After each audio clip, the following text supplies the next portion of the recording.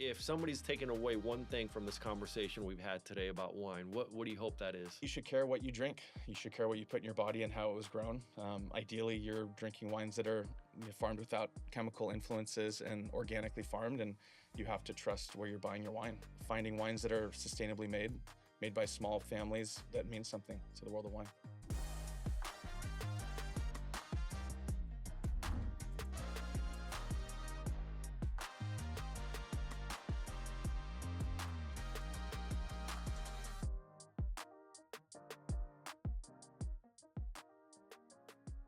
Awesome, man. I'm excited to do this with you, Ian.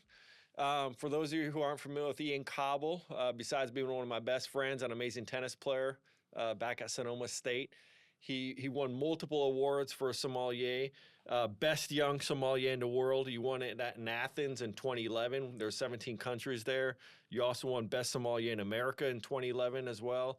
In that famous documentary, SOMM, Yep. you along with 3 of your buddies starred in it. Yeah. And man, I just would love to get in your mind a little bit and talk about wine today, and also learn not just the wine part, but the business part, because you're a business owner, you're an entrepreneur, Yep. and you've had successes and different milestones you've hit, and Yep. I'd love to dive into that, man. I'm ready. Yeah. Do you want to just kick us off with what made you get into wine? Because I know in college you were always kind of a foodie and you'd cook good meals. I mean, I think the first time in my life I ate halibut was with you. We went to Safeway and you bought some and you grilled it up for your roommates. But you're always into that unique space. It all started kind of, I was making money on the side doing, teaching tennis and things in college and then other entrepreneurial activities. And I was just always really into like going to the market after tennis. I mean, we would train for 3-4 hours a day, and you'd be hungry. And there's nothing better than shopping for great ingredients and going home and cooking for your friends. So I was watching Food Network a lot, and I just remember like watching Bobby Flay, watching all these people, and I would come home and I'd have some unexpected test subjects like my tennis friends, and I would just cook whatever, and they'd be like, "That was great, dude! Jambalaya or ribeyes, bacon wrap fillet with baked potatoes," and just the simple stuff, and started learning about that. And then when I turned 21, I could buy wine, and I started buying $10 bottles of Bogle Petite Syrah and other somewhat entry-level things that I just found to be delicious. And then a lot of friends of mine worked in, catering and things in different Napa events. And so I get a chance to taste these $50 to $100 bottles of Napa Cabernets. And I was like, God, this is just delicious. And I realized that some of my favorite moments of life were just involved food and wine and being around people and talking and music. Just, I think all the things that all of us want to do, if you have money and you're not working, going to a restaurant, traveling, eating and drinking, it's kind of the best parts of life. So I know at Sonoma State, I'm going off memory because, we've known each other for 20 years, and you're one of those friends that we don't see each other as much as I think we'd both like to see each other, but when we see each other, it's like old times. 26 years, actually. It's been a while that we've known each other. Mm-hmm. But didn't you get an international business, or was it a wine? I studied international business with a minor in Spanish, but I did like a basically wine business combination degree. I did a lot of like marketing and wine business classes and international classes. So the Wine Business Institute kind of claims me as being a wine business institute graduate, but it was kind of I was a melting pot of different focuses, which was good for me because, studying international business forced you to do a minor in a language, if I understand correctly. But yeah, the minor in Spanish was good because I've used that a lot traveling the world. I had that international business with the emphasis in management. Okay. So I think we're on the same. Very similar. Yeah. But talk to us about the journey from the beginning when you first started. You talked about doing it for fun, but when did it start to getting serious for you? I'll start from like after college, I went to Portugal and I got a job for $2 an hour working at the oldest port house in Portugal. That was interesting. And, Spanish doesn't go very far in Portugal because the languages written are kind of similar. Portuguese, from Brazil versus Portuguese from Portugal in the valleys, like completely different. It sounds like somebody speaking Russian to you. Literally, it does not sound like this really romantic, like Portuguese, Brazilian version. It's a very hard and fast. So I was, people were yelling at you what to do and what not to do in Portuguese, and I would respond back in Spanish because they could understand Spanish, but then they'd yell back and I didn't know anything. So, I spent 3 months there. 15 hours a day, €2 an hour, which was like $3 an hour at that time, which was pretty good money. I'm just kidding. And then I took off to Madrid, played tennis with these, clay court kids, and taught tennis, kind of perfected my Spanish a little bit, because even if you study in America, until you actually go live in a Spanish-speaking community for a long time, you don't really, round it out. And then I took off to North Africa, spent a few months there, and then ended up in Austria, where I went broke and I spent all my money skiing, really, really good powder one season. And then I got a job, long story short, ended up in Monaco, got a job in London, saved up some money, moved to India. And then I got back really, truly broke this time, and no money. And I borrowed $100 from my dad to get a suit, and walked into the wine merchant in Beverly Hills and got a job making money, barely making my bills. And then I just started going to work every day, and learned how to properly open a bottle of wine for guests, and learned about what a sommelier was, and started, tasting wines that were thousands of dollars a bottle. And I was, making probably $3,000 a month. So like I was opening up wines that were more than a month of my salary, and you would smell them and taste them, and it would be like truly moving, like the amazing experience that some of these wines, give you, like Great Bordeaux, Great Burgundy, Northern Rhone Syrah. All these wines are some of the greatest experiences, like on your senses. And so every time I would taste these wines, I wanted to go home and, study how they were made, where they came from, what made them so special. And when people came into the wine shop, they would ask me questions I didn't know. They would be like, what's the difference between this village in Burgundy, say Pommard versus Vosne Romanée versus Gevrey-Chambertin? Because there's like dozens of villages all made from Pinot Noir that have different soils, different exposures. And within each village, there's hundreds of different vineyards and maybe 20 different producers, and all of them taste different. And so how do you know, and how can you explain that to people? It's like being somebody who works in the Louvre or something like that, and somebody says, hey, tell me about this painting by Rembrandt, and you don't know. It doesn't make you feel very good. You'd like rather be able to. You want to be the expert. You want to be the expert, and so that was kind of like that was my kind of. At the end of the day, I just wanted to know the answers and help people enjoy wine, and so I started studying books and learned about the Court of Master Sommeliers, and started just training, and moved to Vegas after my first few wine jobs in Orange County. Moved to Vegas because the highest concentration of master sommeliers in the world live there. And if you want to rub shoulders and learn from them, if you want to learn to levitate, you go hang out with Yoda, right? Yeah. So if you want to become a Jedi, you better hang out with one, or else it's not going to happen. So I befriended a bunch of top sommeliers in Vegas, and they all try to help. So they would help you what to study, and then I started tasting wines back to the early 1800s, late 1800s, all these crazy wines that are on the Vegas wine list that people with gambling budgets, they can buy whatever they want because the casino just comps it. So people would come in and spend $20,000, $30,000 on a 5-top. And here was Ian, like 26 years old, helping them pick out their wine. And guess what? I got to taste a little bit of everything. So they might be doing, a 10-course tasting menu and pick out 10 bottles. And I would make sure it's legit, right? Yeah, I would just make sure it was okay to drink, So pour, as being a sommelier, you pour yourself like a half ounce and you taste it, and you catalog, eventually, tasting 10,000 wines, you catalog each producer, each vineyard, what years they're made, and you start to remember what they taste like. And that's really when you become a great sommelier, is when you can go to a wine list that's this thick, and you might not have tasted the 1963, but you've tasted the 61 and the 59, and you can kind of make a guess, okay, 63 wasn't as good of a vintage, and these kind of talking points. So you can, walk people through and try to make a good bet with their money. Because if you have $50 to spend on a bottle of wine, or $1,500, you can still have a great experience. You just, you have to, it's all relevant. It's all relative, sorry.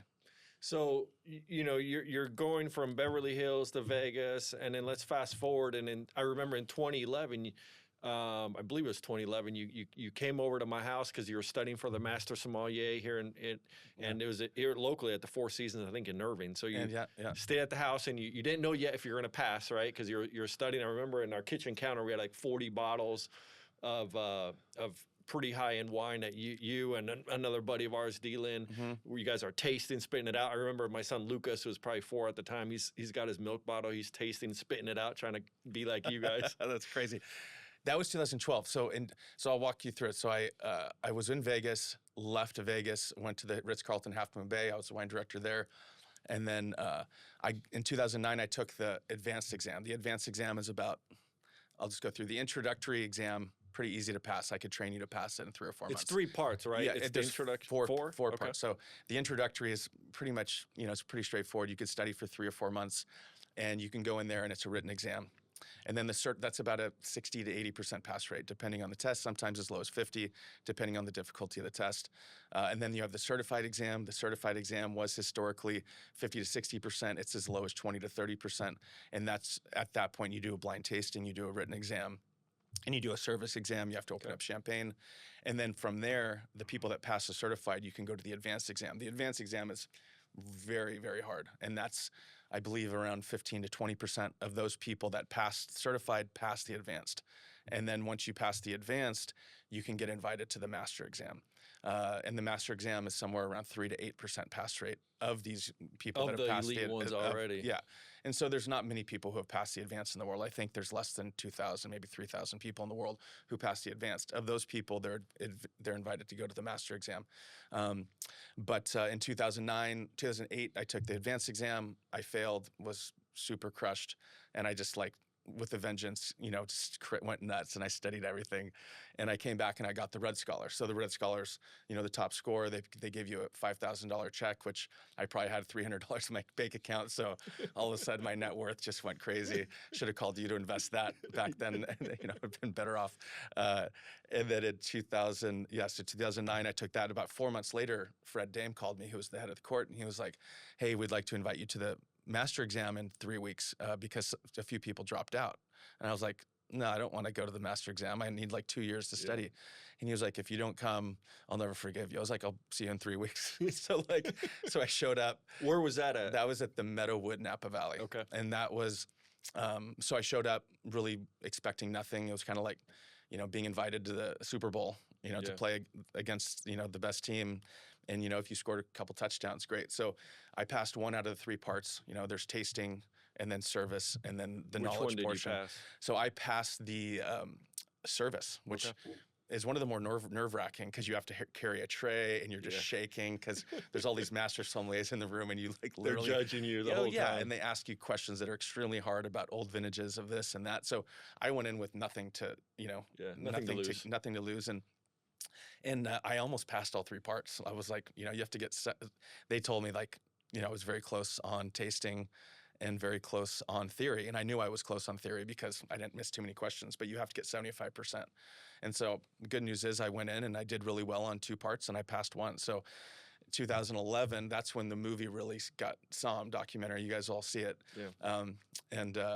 You'll see. Which I enjoyed that movie, by the way. It's fun, not just because got a couple of my friends in it, but I love seeing jobs or industries that are super, super tough and just seeing people, you could see you guys, you're just beating yourself in, working your tail off to learn all these things, right? I was, And the craziest part is, right before in 2010, I was on a hike and I got bit by a tick. So I didn't realize that I was sick with Lyme disease the whole time. So you'll see me kind of not at my best, but I was trying to pass the hardest exam in the world with one of the more difficult things, Lyme disease, to deal with in life. But that's a whole side note. But which you're good now, though, right? Yeah, feeling good now. So but that was if you see the movie and I don't look like I'm doing my best, I was having a challenging time in numerous ways. So 2011, they start filming. They're in your face, and they're obviously they edit the movie down to be very stressful.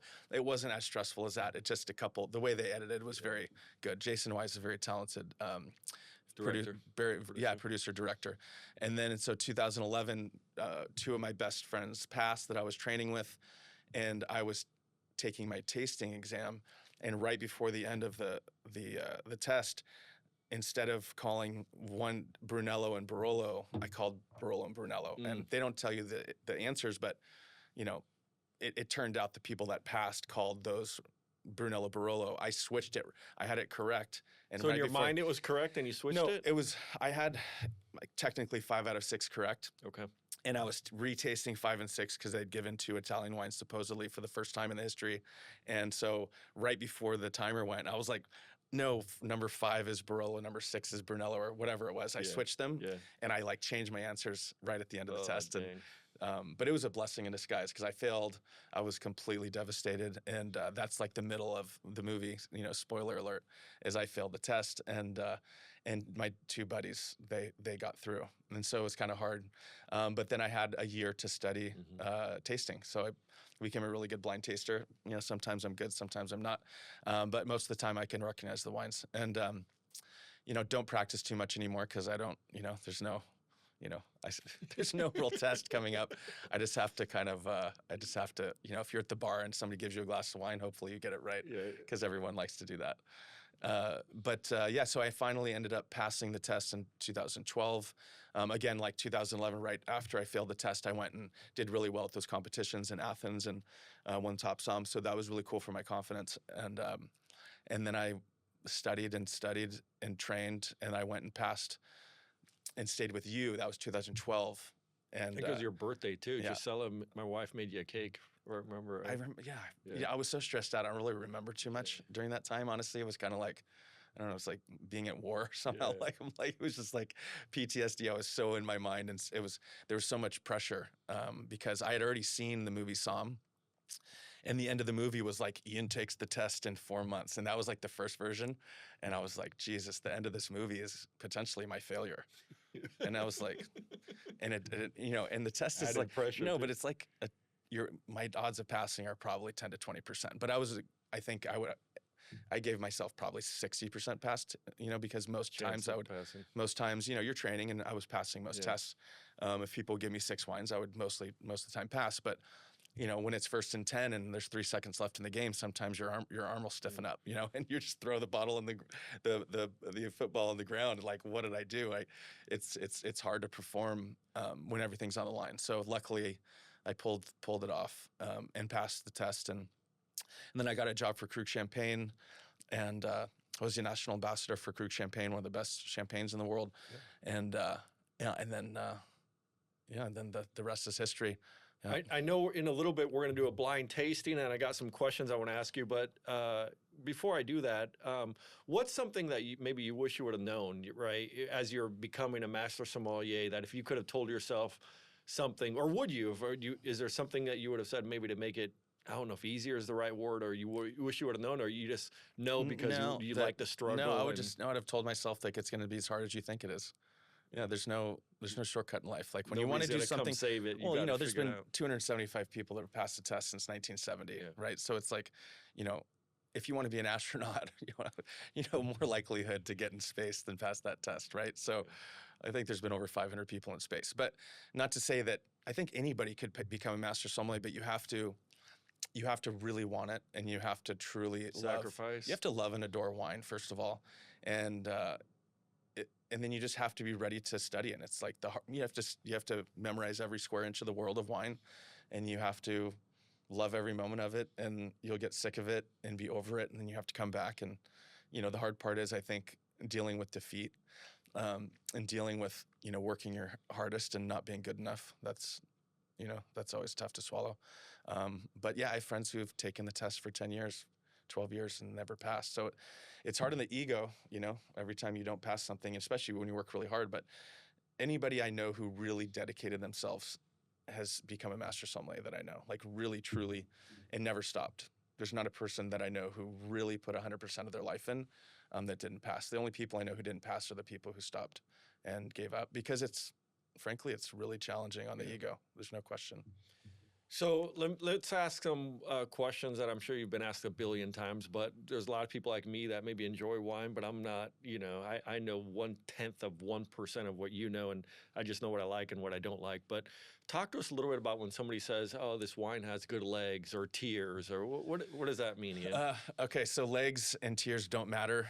They look good it's like, oh, slow moving tears. Look at the legs on that, like that wine. It really means how much alcohol or sugars in the wine. So if I'll talk about it when we blind taste these wines. But if you swirl a glass of wine and it's a big, rich, dense Napa Cabernet and it's $400 at the steakhouse, those wines are typically close to about 15% alcohol, sometimes even more. Okay. And you'll swirl the glass and the legs come down very slow. Imagine if you had, so they come down because of alcohol, right? Very slow, or because of sugar. So if you have a very sweet wine that can be low in alcohol, it'll come down slowly. Just like maybe like a port.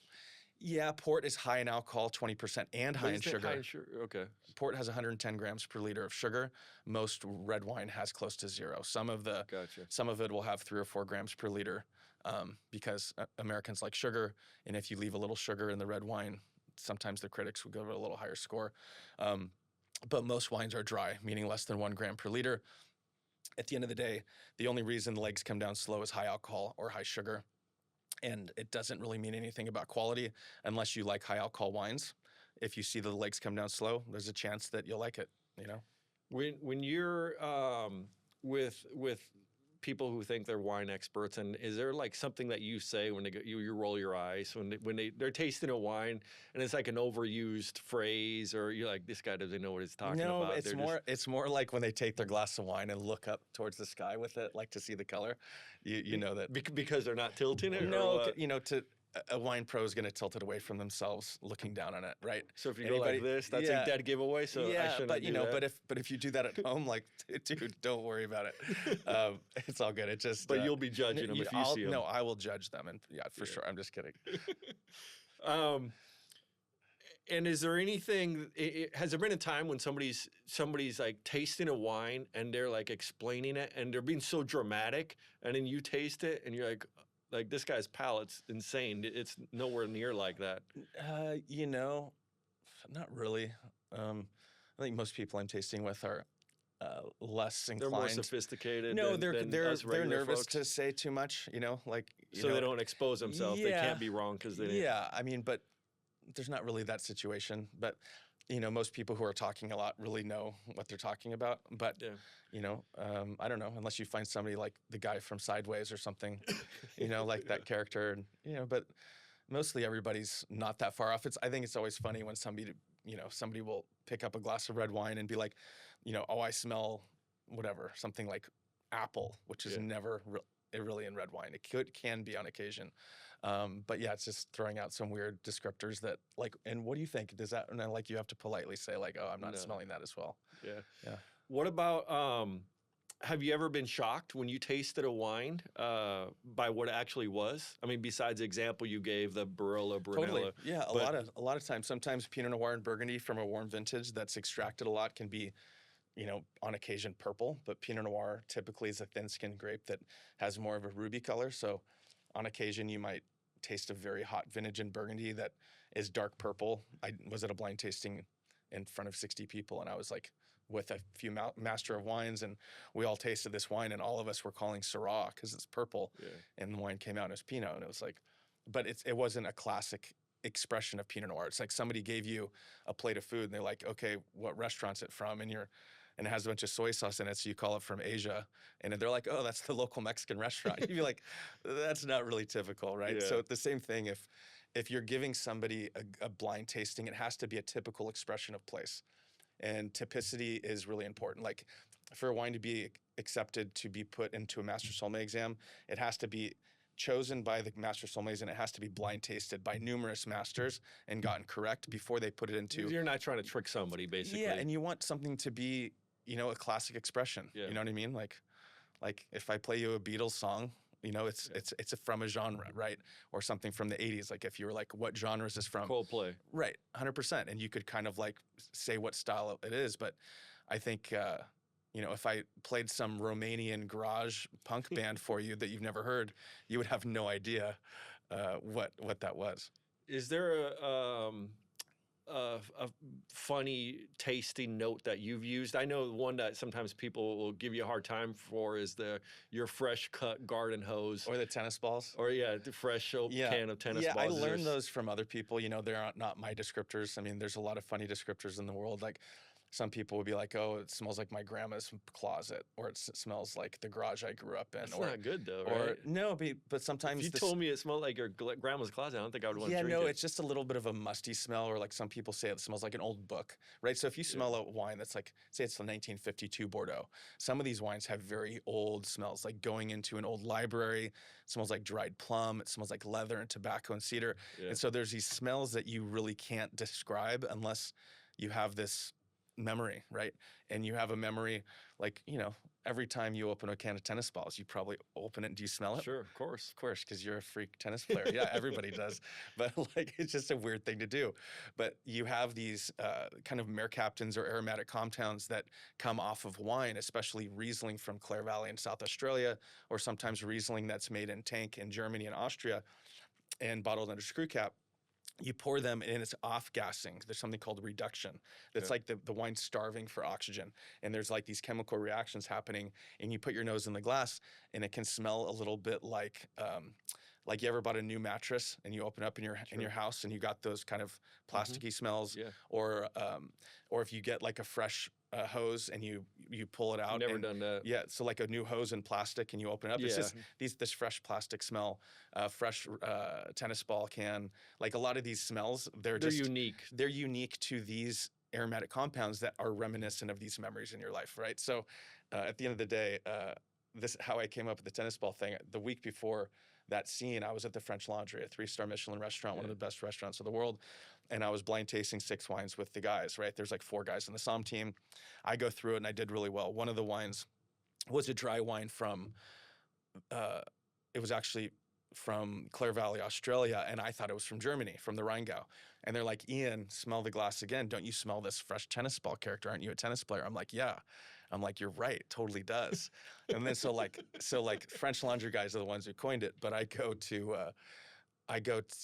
the RN74 the next week and I'm blind tasting with cameras in our face for the first time, and I picked up wine 2 and I was like, this is it. And so I like made a conscious decision to say it. Fresh can of tennis balls. I knew if that was seen, it would be like playing to the camera, whatever. But I wasn't technically. I would have said that at the test too. I wasn't necessarily playing for the camera, but I knew saying it.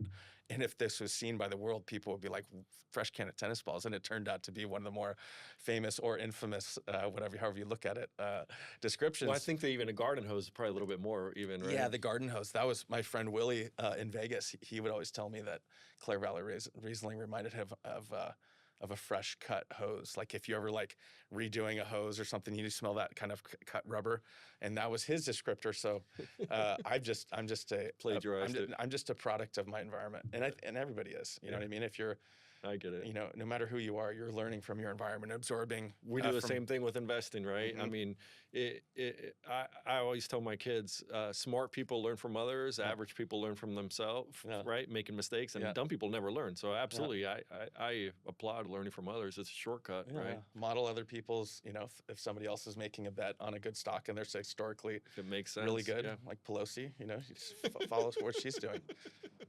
Are you from California? What about when people talk about wine, they talk about maybe it being balanced. I mean, is wine tasting, do you think it's more like a science, or is it psychological? Wine tasting in general, I think there's a science to it, right? Yeah, you have to learn. You have to have a good sense of smell to start, and you have to analyze color. The color will tell you a lot about the wine. If it's darker yellow, has more exposure to oxygen. If it's more green, it comes from a cool climate, probably from stainless steel.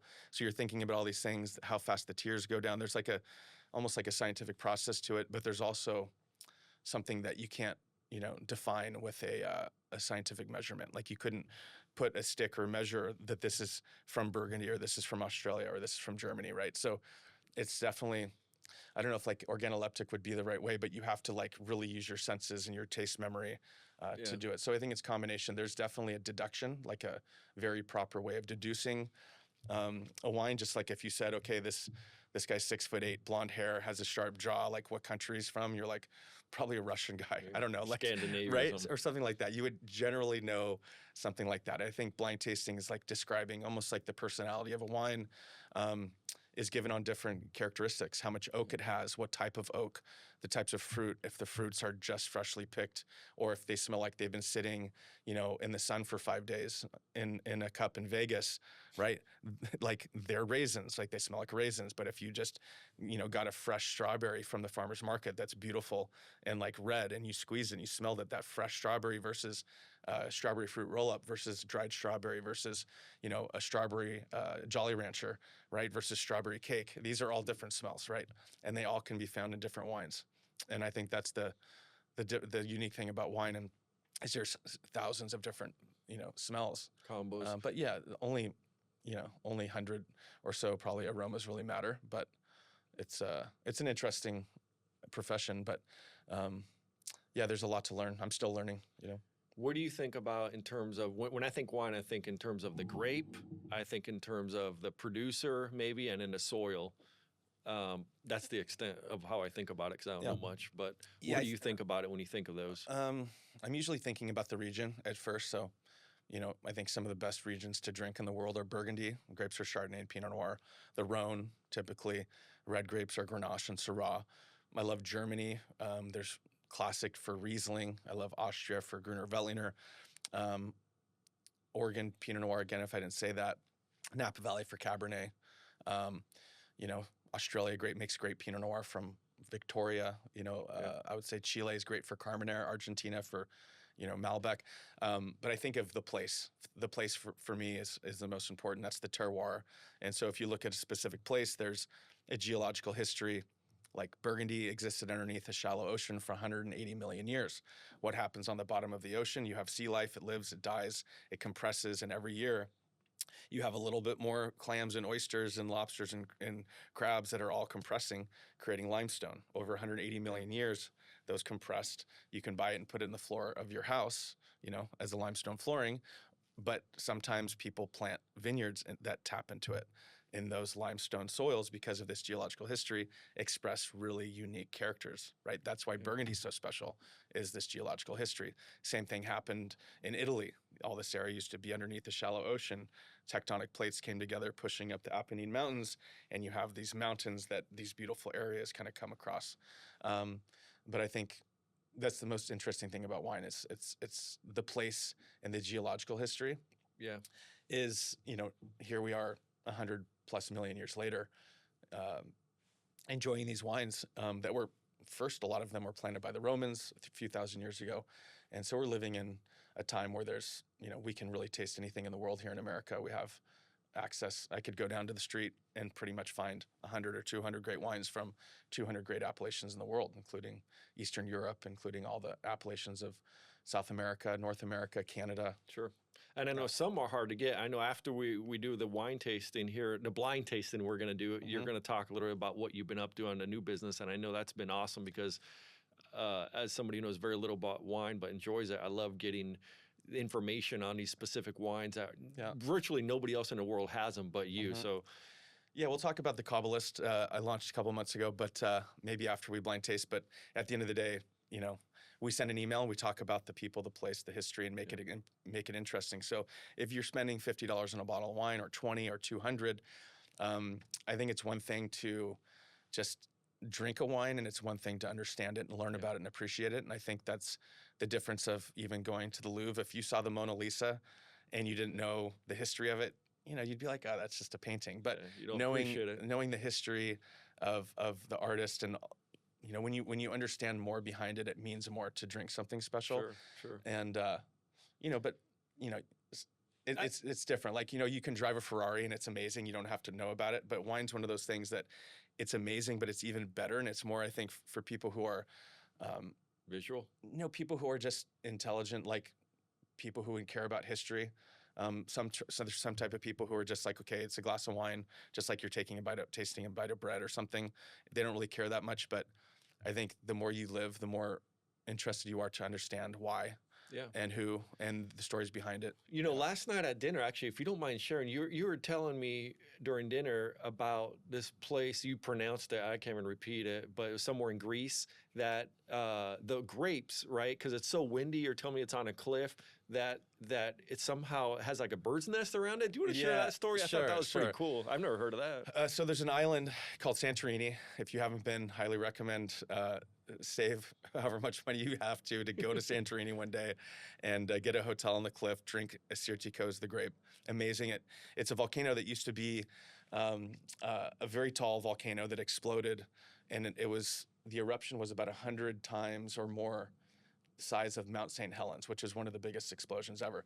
The actual wave caused the extinction of the Phoenician people living along the coast of where modern day, where Israel is all the way down to Egypt. It wiped out anybody living a few miles from the sea because it's 1,000-foot type tidal wave, basically. Sure. What's left is this huge kind of crater that they have Assyrtiko planted. So there's these grapes that are planted in black volcanic rock, right? And the actual vines are kind of circular, trained in a method called Stephana. So the grapes can grow inside and protect from the wind. And so these grapes, all the water they get is basically from the mist at night. And so the grapes collect the mist and it drops a little bit onto the soil, but the soil has zero water in it because it's a volcano. Yeah. If you go down anywhere, pretty much in America, you find groundwater eventually, but not in volcanoes because volcanoes came from magma underneath and there's no water there. So it's a very unique wine, and the grape is called Assyrtiko. One producer to look for is called Sigalas, Sigalas, and that can be found a lot in America. It's around $50 retail, and it's amazing with like roast lamb, feta cheese, cucumber, pita with tzatziki and yogurt sauce.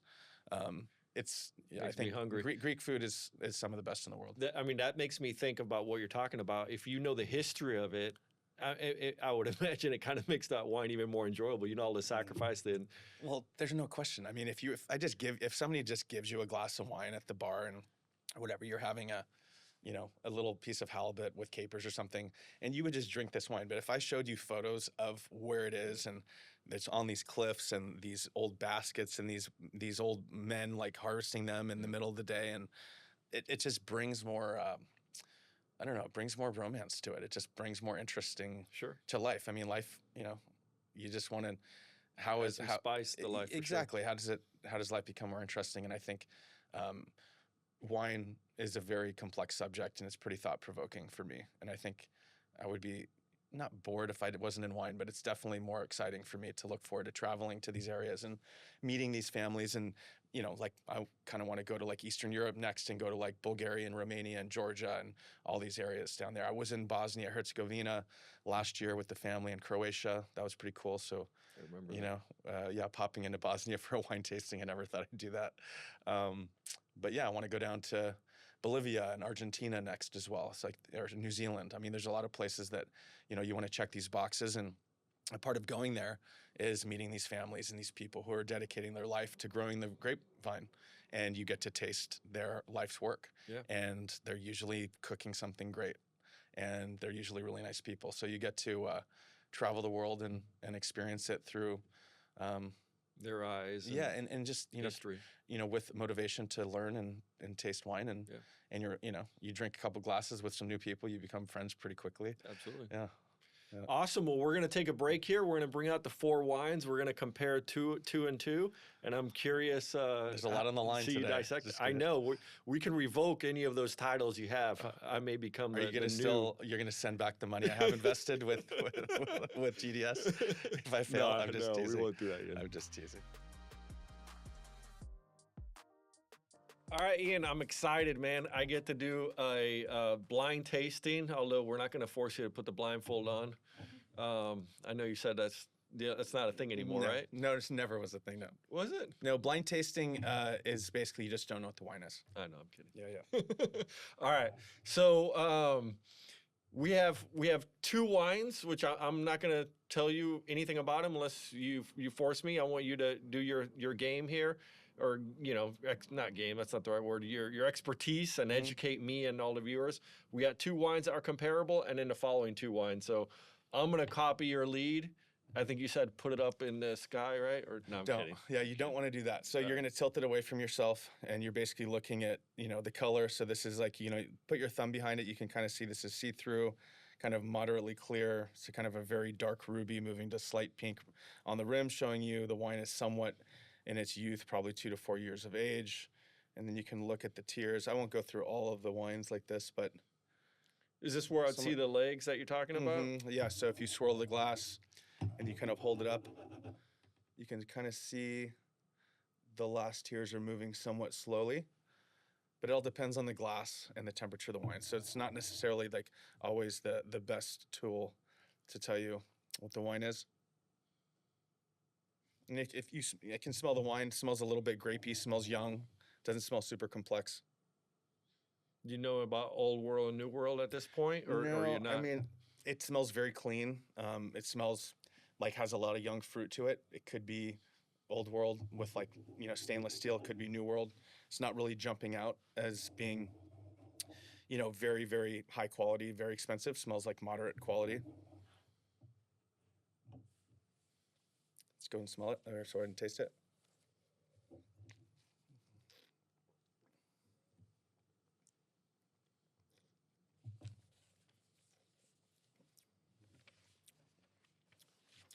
Very juicy, a lot of fruit, a little bit of minerality. Depending on where this came from, could be a very ripe Bordeaux or could be a really ripe with not much oak.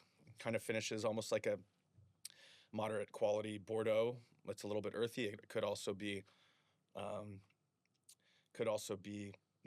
from California, without not going into too much detail, but. Do you think this is meant to be enjoyed young?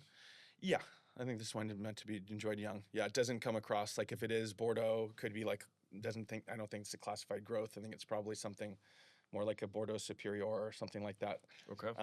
But yeah, it does has this like cherry, slight raspberry, fruity kind of characteristic. So I think I don't know if it would be super classic for Bordeaux, or could just be a moderate quality Napa Valley wine. Not a serious No, but it's nothing bad with it. You want me to tell you what it is, or do we do both of them? Yeah, let's go. Let's try the next one too. And then obviously one is higher. I don't need to be telling you this, but one is significantly higher cost, even though that doesn't necessarily mean quality, as you've told me. This wine's significantly more dense. Feels more expensive. A lot more color. A little bit of raisinated fruit. Feel like it's almost a slight kind of sun-baked characteristic to it. Like that plum, like that ripe plum, slightly dried. A little bit of dried blackberry. More oak. Smells like some expensive oak. So it smells like somebody bought some $1,000 French barrels. So you think it's the winemaking that's really making it, as opposed to like the vineyard, or both? Like probably the vineyard as well. High quality. I mean, they both remind me of Bordeaux grape varieties. This reminds me of a less expensive, I'm guessing, $20-ish Bordeaux, and this reminds me something that's probably more like $100 Napa Cab, maybe. Could be somewhere between 75 and 200. But yeah, lower acid. This doesn't have much acidity. This wine is probably higher scoring, which I'm not personally a huge fan of high scoring Napa Cabernet. I feel like they're lacking acidity and a little bit too much oak. Sometimes it's like, having a cocktail that doesn't have enough citrus in it or something like that. I usually like a little bit more acidity. But yeah, the wines are both very good.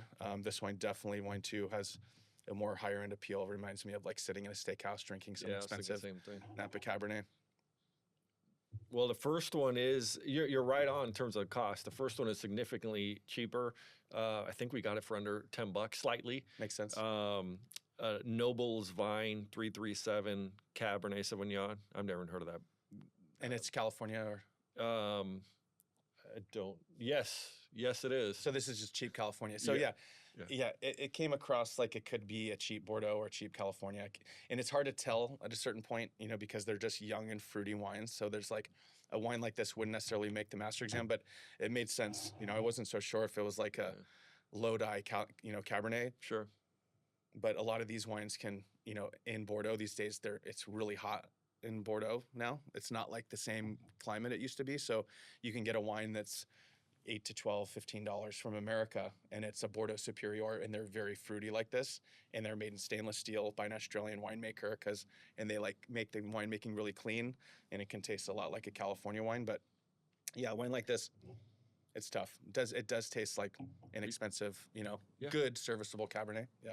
Awesome. Let's bring the bottles out. So the second bottle or glass of wine we tried, Ian, was a Misi Napa Reserve Cab Sauvignon from 2023. Cool. So number 1 and number 2. So inexpensive California, expensive California. Cool. Great. Yeah, it makes sense. 2022 was like 114 degrees in the valley floor, and that's why it has that sun-baked character I was just talking about. And it reminded me a lot of 2022, which is an anomaly in vintages because it was literally like Las Vegas in the valley floor. It was like the grapes were raisinated. So if you smell wine 2 again, you'll see this like very sun-baked, almost raisin, like prune almost quality. And that's just what 2022 is like. I think that's pretty good. Yeah, Awesome. most people would say that. Yeah. Yeah. You ready to do the next number 3 and 4 and compare them? Yeah. So 3 and 4, much lighter. I will say this is one of my favorite grapes. Has a color very reminiscent of, you know, more grape varieties like Sangiovese or Nebbiolo, Pinot Noir, Tempranillo. These are very more thin-skinned varieties. Yeah, this is a little bit more delicate rose petal. That's kind of a muted nose. Not really showing so much, but very quiet. Rose petal, wild herbs, mountainous kind of.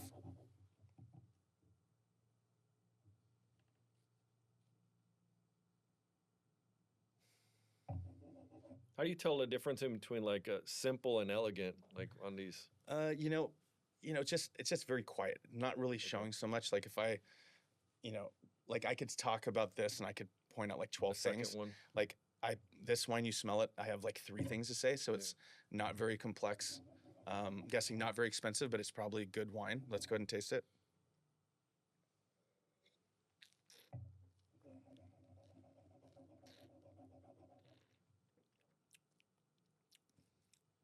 Very good on the palate, showing a lot more coming out. These tart kind of red fruits, a little bit of red currant, cranberry, tart strawberry, like underripe, like that. Those green kind of strawberries that, like when you get a box of strawberries, you have the ripe ones and you have the ones that are more green, kind of that kind of strawberry stem, if you would imagine that. Sure. The little flower stem, that little green kind of thread through. There's high acid. Yeah. High tannin, so it's very gripping. So if you chew it with me, You have to eat something with this, right?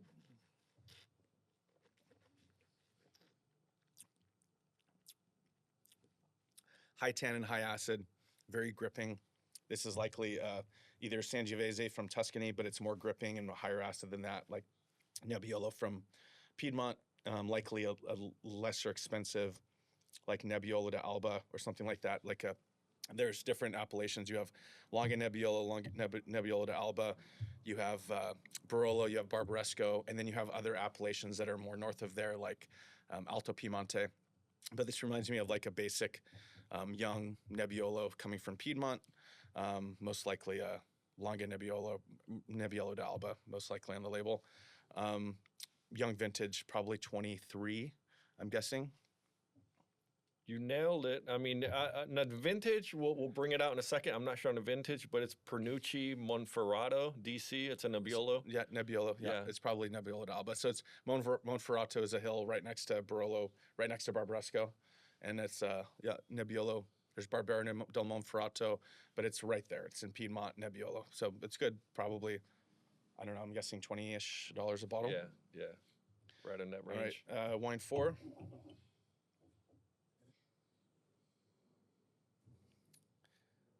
Same color, has a lot of, light ruby, crimson, that kind of like garnet red core moving to an orange meniscus, classic. Has a Nebbiolo nose, but I feel like this producer uses a little bit of oak, which is not typical for Nebbiolo. But some people in Barolo and Barbaresco use new French oak. I'm not, so big of a fan with putting makeup, on a Doesn't beautiful need one. it. Yeah, Nebbiolo in general, and like neutral Leave it barrel. alone. Yeah, but a lot of people like new oak, so it is what it is. Let's go ahead and taste it.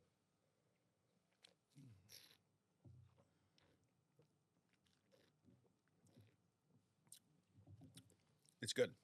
Really good wine. This higher end, likely Barolo, bigger, richer, denser. Yeah. Probably has some age to it. I'm guessing 19 through 21. Has some color, has some color, that degradation. So could even be 18 or 17. But I would probably guess, 18 Barolo would be a good guess, or 19 Barolo. I don't really see it being much older than that, although it could be. It's kind of doesn't have as much fruit. I'll go 18 Barolo, Nebbiolo. It's a Barolo, so let's bring them out.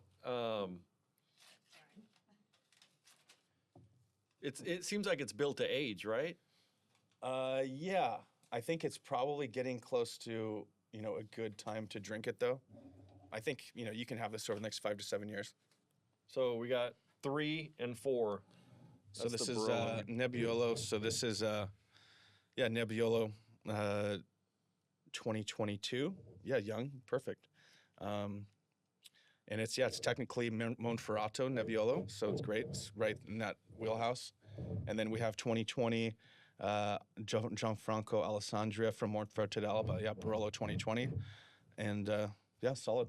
Pretty good wine. Yeah, definitely needs food. It's good though. Yeah. Well, thanks for doing the blind tasting with us. Before we wrap up, I would love to hear on a couple fronts. One is you have the, I know you have the Caubleist, which you'll dive in, but before you do that, you're also kind of making your own wine, right? Yeah. I have a label called Method. So it's a Cabernet Sauvignon from Napa Valley. It's a black label. It's beautiful. Has like roots and gold on the front. Got some pretty great reviews from a lot of top people. The 2023 just got released. And then we have a white label California. That's a Napa Valley appellated wine. It's called the Black Label Method. And then we have a white label California appellated Method that retails for about $15, and that's just got Wine of the Year from Wine Enthusiasts. Okay. So under $20 value of the year, which is pretty cool. And you can find that that's more like $15 retail. And it's really, really high quality for the price. In California, you can get it in Costco. You can find it around the country in Costco, depending. You can find it online. You can find it also. The black label is available on my website. Which website is that? The Caubleist. So the Caubleist we launched 2 months ago. We have an online store. That black label that I'm talking about, it's one of the great values of the wine world, and it's $29 on my website. Normally retails for about $35. But the Caubleist we launched 2 months ago, and it's basically you sign up for free at thecaubleist.com. So my last name is Cauble, Cauble, and it's IST at the end. It's not Caubleist, it's Caubleist. And we have about 100 wines in the store, all that are great values, $25 to about $100 a bottle, and they're all small production, mostly organically farmed. And every wine you buy comes with a recipe, and we talk about the people, the place, the history, why I love it, the soils, how it's made, and food and wine pairings. So every day, if you sign up, you'll get a new email, and about 10 a.m. Pacific. And it's usually wines that'll, you might get a 2014 Barolo, you might get a 2023 Assyrtiko from Santorini, like the Bird's Nest we talked about. Yeah. But it's all really good price to quality. So we always say that, we kiss the frogs so you don't have to. And we find wines that, are better than their price points. So you don't have to go to a wine store and guess, We tell you what horse to bet on, and it'll win 99% of the time. What's cool too is like we talked about earlier, it's not just the wine, but I like seeing a little email from you explaining what they are, right? And then I read that before I drink it, and it just reminds me of all the effort that from these businesses and this part of the world that went into that bottle I think of wine. That's the most interesting part. Of course, drinking this delicious wine is one thing, but understanding why it tastes the way it does, I think is very important. And I think it brings light to just the experience. Just like if you're at a steakhouse and they come explain like, oh, this this cow was free range out of Spain, and it's only coming in small amounts, and you taste it, you're like, it just adds to the experience, I think. And anything you can do to kind of elevate the experience in life is worth it. Awesome. So Ian, if somebody wants to get in touch with the Caubleist to learn more about you and what's going on in your world in terms of those wines, where should they go? So yeah, you can go to thecaubleist.com. Right at the top of the page, it says sign up. You put your email in, and the next morning you'll start to get contact from us. And hopefully, you'll enjoy the wines that we sell. And wrapped up, last question I have for you. If somebody's taken away one thing from this conversation we've had today about wine, what do you hope that is? That you should care what you drink. You should care what you put in your body and how it was grown. Ideally, you're drinking wines that are farmed without chemical influences and organically farmed, and you have to trust where you're buying your wine. I think that's the most important thing is, finding wines that are sustainably made by small families that means something to the world of wine. Makes sense. Well, thank you so much, Ian. Thanks for joining me. Cheers, brother. Appreciate it. Cheers.